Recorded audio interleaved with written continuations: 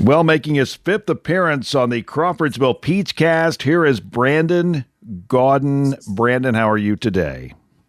I'm doing good. Now, I want to know, do I get a prize for appearance number 5? You do. You do. And I know that the 4-button appearance is probably the most significant thing that's happened to you in the last 12 months, right? Hey, when I got that in the mail, I got to tell you, Dave, it meant a lot. You and I go way back. So honored to be back with you and chat a little hoops, little March Madness action coming up. Okay, real quick, a primer for those that may not have heard the previous 4 appearances. You and I go back. You're a Butler student. You're the voice of the Bulldogs in 2011 when we went to the Final Four for the second time, the championship game for the second time. We've been able to stay in touch, and I have followed your career, and let's get right to it. NCAA March Madness on CBS and Turner. I'm looking at these pictures. I see Charles Barkley. I see Kenny Smith. I see Ian Eagle. I see Grant Hill. And then I see Brandon Gaudin, one of the 8 play-by-play people this year on television. Brandon, take us through the year. I know you started working with Turner this year on basketball, but take us through the year. When did you find out, and how has this ride been for you so far? It's been a great ride for me professionally. I've been fortunate to have some great opportunities along the way with some great people, and this is kind of the next step, I guess, on that journey that I've been blessed with. I did this past year start doing work with Turner. What kind of initiated that is they're down the street from me in Atlanta. And since I broadcast the Braves games, I've gotten to know those folks a little bit over the last couple of years. There was an opportunity to jump on with them and do a few baseball games and some basketball games. And I could not have asked for a better situation to jump into. They have just been tremendous. They take basketball very seriously. They put a sideline reporter on every game. They put a truck at every game with a producer and director. And for those that don't know, post-COVID, that's not very common anymore. But Turner is taking it very seriously. They put a lot into these games. And certainly they, obviously, in their partnership with CBS, put just an abundance of resources into the NCAA tournament. So as the year was going and our relationship was building, I knew the NCAA tournament was a possibility, but it did not become official, I guess, until, it was probably late January, early February that we figured out the details. And when you and I have chatted before, I've been fortunate enough to do the tournament a handful of times on radio for Westwood One, and now to be able to do it on the television side and to sit in one of those 8 chairs at that first weekend. To say it's an honor, Dave, is really, really an understatement. Well, you will work with Chris Webber and Andy Katz. Have you met Chris Webber? So I met Chris for the first time. Turner had the Players Era tournament out in Vegas during Thanksgiving, and I was doing the play-by-play, one of the crews there with Robbie Hummel. Chris was not an analyst, but he was doing the studio out there in Vegas. So I saw him around, met. He could not have been nicer. At the time, we didn't know that we were working together, but he was tremendous. I've heard nothing but great things about him. Brian Anderson, who's worked the tournament with him several times, called me and just said, you're going to love working with him. He's fun. He brings good energy. And Andy Katz I've worked with a bunch, and I've known Andy for almost a decade. So it's going to be a really fun crew. We don't know where they send us, just like the teams. We don't know until Selection Sunday, and that's part of the excitement and then part of the fun of scrambling to prep for 8 teams in a short window, and I can't wait to do it. Is there a Zoom call with all the play-by-play voices? They have a Zoom call with all the announcers and producers and directors. They've already had it to kind of go over their philosophy of covering the tournament. They want to make sure they get a rules analyst on there just to make sure everybody's buttoned up with the rules and the challenges this year and how all of that works. And I'm not sure if there's going to be another collective meeting after Selection Sunday. I would think not, since everything is so condensed. My guess is at that point, they'll leave it up to each crew's individual producer to lead the charge. Our producer is a veteran guy by the name of Bert Bondi. Now, a lot of people wouldn't know that name, but he's probably produced a lot of the big events that you've watched over the years, and he's tremendous. And so as soon as we get our site and where we're going, Bert will help make sure we're all on the same page, that we're meeting, that we're over there to go to the shoot-arounds and the practices the day before the game. And then all of a sudden it'll be, whether we're a Thursday or Friday site, it'll be quick and we'll be ready to rock and roll. Now, I've done 4 NCAA first and second rounds on the PA, and I know practice day, the day before, it's a special day. It's like Christmas Eve. That's a really good way to describe it. Yeah, I think so. So when you go to Dayton, and I've been to Dayton before, I don't have anything against the first 4, but to me, the official start of the tournament is Thursday. And the kickoff of those Thursday and Friday games, as you're saying, David, every site the day before. So if you play on Thursday, on Wednesday, all 8 teams back to back to back to back for 8 consecutive hours have what they call shoot-arounds or practice sessions, so the guys can get on the floor. Then the coach and a few players, they'll go and meet with the media. But when they're out there on the court, it's also our time as the TV crew to be there courtside. It's for a play-by-play announcer. It's your chance to get eyes on all the players, make sure you've got the names and numbers memorized with what they look like and how they move. The coach will customarily come over for about 10 minutes and chat with you. And then if you want to talk to a couple players, each school has a sports information director that's the liaison between the team and the media.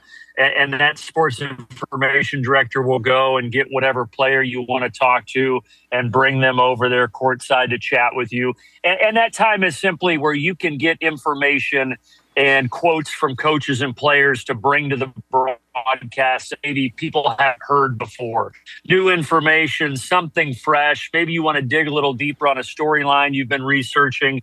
And that day is such a critical part of your prep, especially when you're turning around so quickly from learning who you're going to be broadcasting to actually broadcasting it. You need that time to put eyes on these players and get some time with the coaches and players to get some storylines to bring to the broadcast. You probably are not even going to bother speculating on potential teams at this point. I really have no idea. I was told, because part of me wants to try to get out in front of the prep. And, geez, if I know I'm going here and I know it's very likely that Duke is going to be here, then I'll start prepping. But I've been told that that'd just be an exercise in futility. There's too many factors and moving parts. So I'll just wait until they give us our assignment and where we're going. Look, I've probably seen, when the tournament gets announced, I probably will have broadcasted for 25-ish of those teams this year. So you would hope that you get 1 or 2, if you're really lucky, 3 teams that you've already seen. That helps minimize your prep. But, it's possible you could get 8 new teams that you haven't seen, that you don't know a whole lot about. Certainly a lot of those lower seeds I will not have seen. And but that's all part of the fun. Like, is it a lot of work to cram and get ready? Sure. I remembered on the radio side. I know what that cadence is like, but it's also truly an honor to be a part of this event. What I think is bar none the greatest sporting event that we have in March Madness. Well, let's go over voice of Madden video game. Still rolling on that. TV voice of the Atlanta Braves. Yeah. TV voice of the Atlanta Braves. Play-by-play for Turner, Fox. And did I see you on Peacock too? Yeah, I did a handful of Peacock this year. They really mix up their announcers. So they have a lot of different crews, which is a little unorthodox. I'm not saying it's not a bad thing. I was happy to have the opportunity. They've got a lot of inventory in a lot of different cities.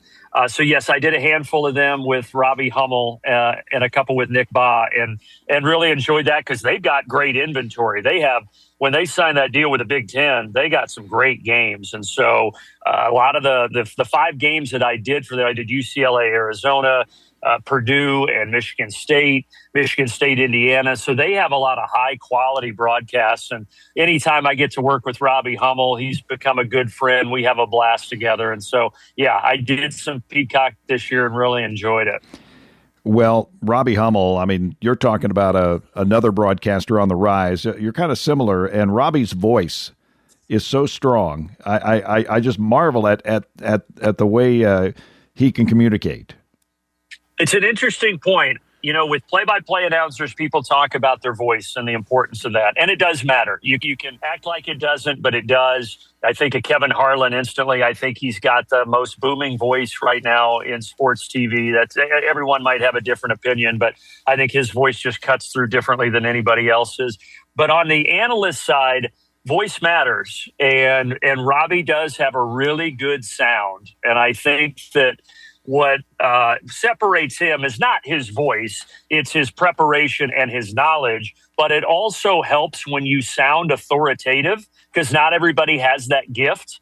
And Robbie has that gift. When he talks, you just kind of perk up and want to listen. And then when you realize the substance of what he's saying, you really want to listen. And he has his rise. And Dave, I know you were kind of hitting on this, but his rise since COVID has been nothing short of meteoric. I mean, he has gone from a guy that people knew as a player who had all the injuries, and then the injuries cut short his NBA and professional career, to getting behind the mic. And I think quickly becoming, behind Bill Raftery, and maybe you could throw Jay Billis in there, but the most respected, well-recognized analyst in college basketball. And to do that at his age, I think he's 37 now, and do it so quickly is really quite an accomplishment. Last question here, Brandon. What does this mean to you? Oh, and it means the world. I grew up in Indiana loving basketball. And before I went to Butler, became a huge Butler fan. I grew up watching the University of Evansville Purple Aces games in my hometown. And I grew up watching Bobby Knight's Hoosiers on TV.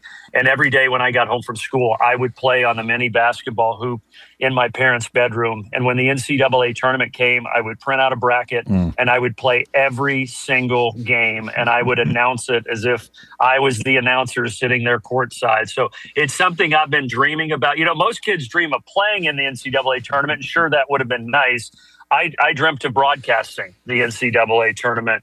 And so to fast forward 3 decades and to have that opportunity, it really is a dream come true. Well, check him out, Brandon Gaudin on X, at Brandon Gaudin. That's BrandonGaudin. Brandon, we didn't get you at Butler this year. You just, I know. We needed to earn it. I guess we had to earn it. And I think, Dave, it'll happen next year. Turner has so many Big East games next year that I'm hoping that drought ends. I would love to get back there. It's been way too long. Okay, Brandon. Well, best wishes. We can't wait to see you next week on the tournament, and continued success to you. All right. Thank you. I appreciate it. Take care. Brandon Gaudin on the Crawfordsville Peachcast.